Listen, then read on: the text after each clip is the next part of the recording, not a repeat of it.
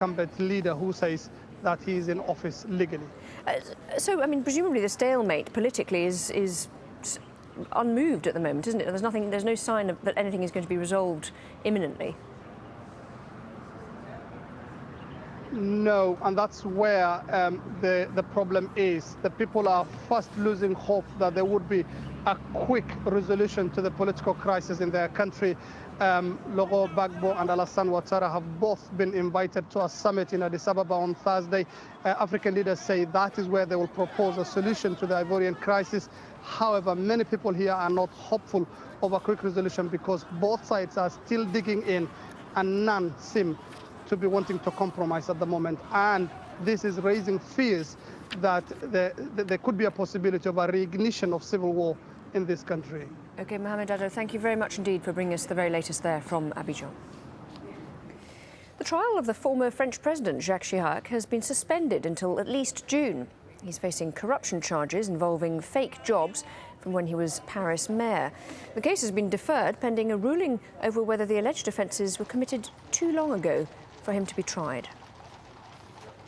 Scottish police have arrested a man in connection with a botched suicide bombing in Sweden last year.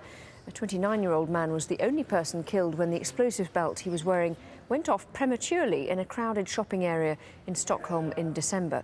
A 30-year-old foreign national arrested in Glasgow is being held on suspicion of aiding terrorist activities.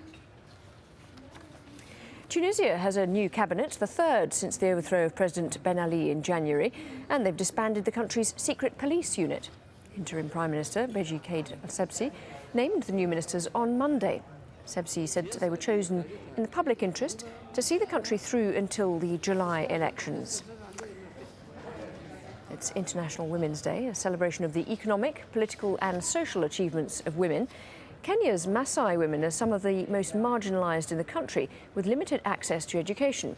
Catherine Soy reports from the southern town of Kajiado, where a women's group is striving to change this.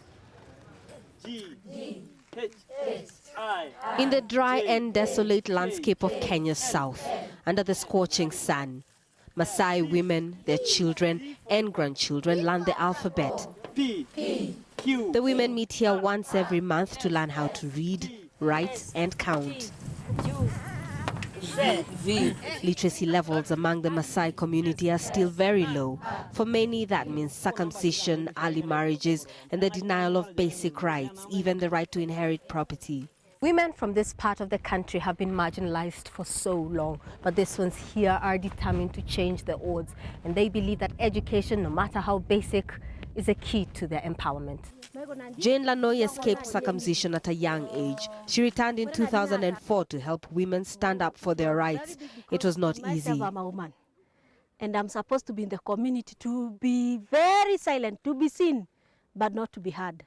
So when I came in and I said that I had something that I would want to share with the community, the first community meeting, nobody showed up, including the women. After a lot of persuasion, Emily Mukolo was one of the first women to listen to Jane. Now she's earning a modest allowance, making beaded ornaments for sale. But she still has to delicately juggle her home life and her beadwork so as not to upset her husband. Our men don't give us the freedom to work.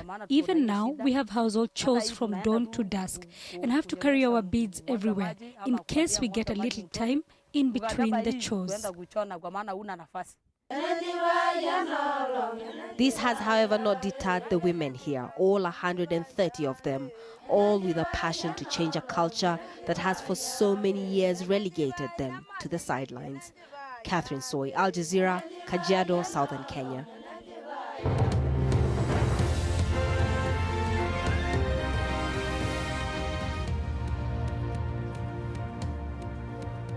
This is AlJazeera. These are the stories making the headlines.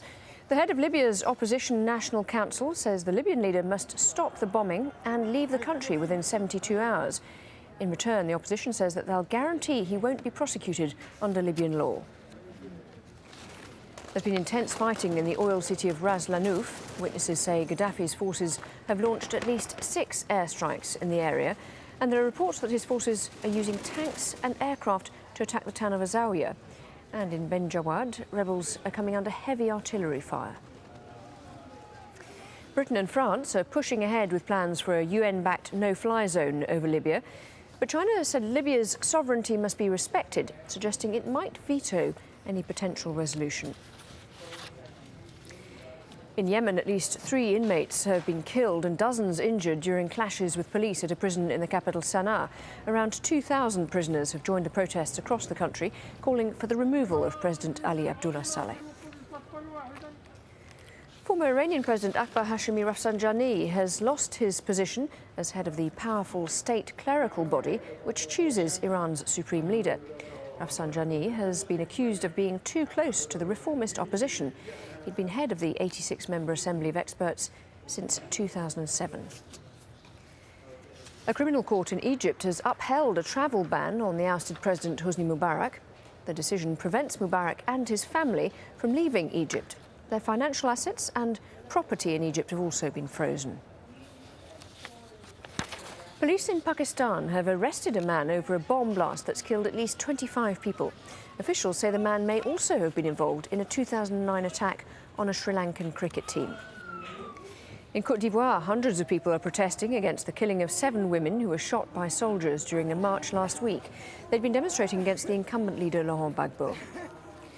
In South Sudan, 51 soldiers have been killed in fighting between government troops and forces loyal to a rebel leader. South Sudan voted in January to secede from the north, but violence has flared in multiple locations across the south in the last 2 weeks. Scottish police have arrested a man in connection with a botched suicide bombing in Sweden last year. A 29-year-old man was the only person killed when the explosive belt he was wearing went off prematurely in a crowded shopping area in Stockholm in December. Those are the headlines. Coming up next here on Al Jazeera, it's Witness. Do stay with us if you can. Bye for now.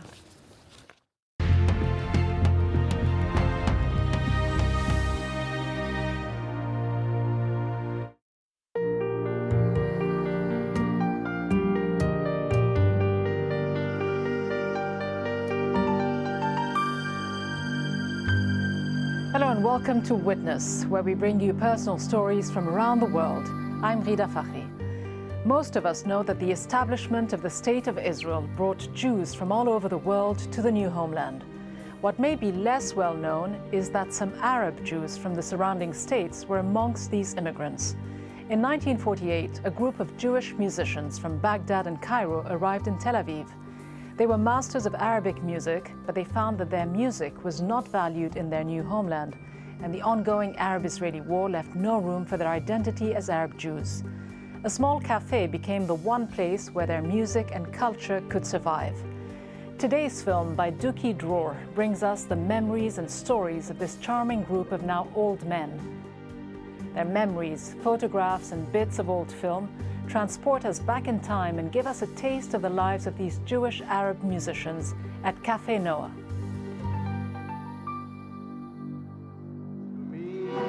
بتسلمي كل